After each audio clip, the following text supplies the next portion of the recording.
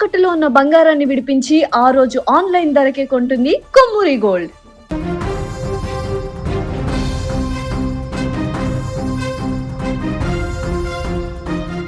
ఓఆర్ఆర్పై జరిగిన ప్రమాదంలో ఒక హీరో ఒక కెమెరామ్యాన్ చనిపోయినటువంటి ఘటన ఇప్పుడు సంచలనంగా మారింది. వెండి తెరపై హీరోగా ఎదగాలని ఒకరు, కెమెరా వెనక ఉండే అద్భుతం సృష్టించాలని మరొకరు.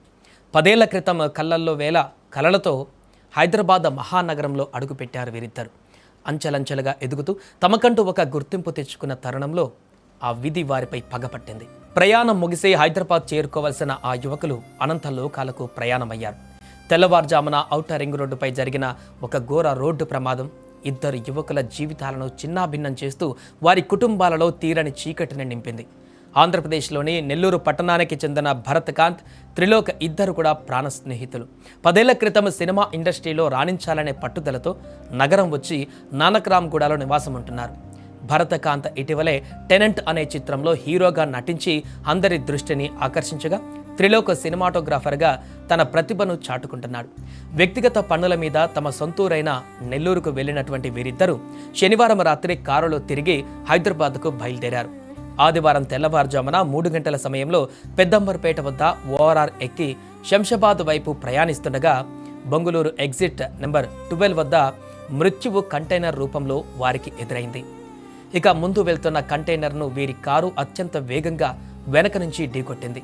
ఈ భీకర ప్రమాదంలో కారు నుజ్జునుజ్జైపోగా లోపల ఉన్నటువంటి భరత్, త్రిలోక్ ఇద్దరు కూడా కారులోనే విగత జీవులయ్యారు. కారు వేగానికి కంటైనర్ వెనక చక్రాలు సైతం ఊడిపోయాయంటే ఆ ప్రమాద తీవ్రత ఎంత దారుణంగా ఉందో అర్థం చేసుకోవచ్చు. ఘటనా స్థలానికి చేరుకున్నటువంటి ఆదిపట్ల పోలీసులు మృతదేహాలను ఉస్మానియా ఆసుపత్రికి తరలించారు.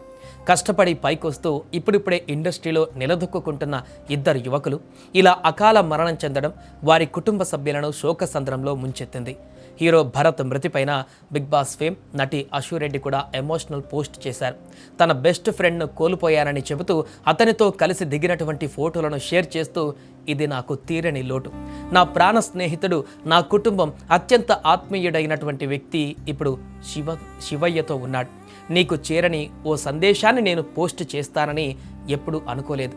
నీ చిరునవ్వు, నీ ముఖం ఎప్పటికీ గుర్తుంటాయి.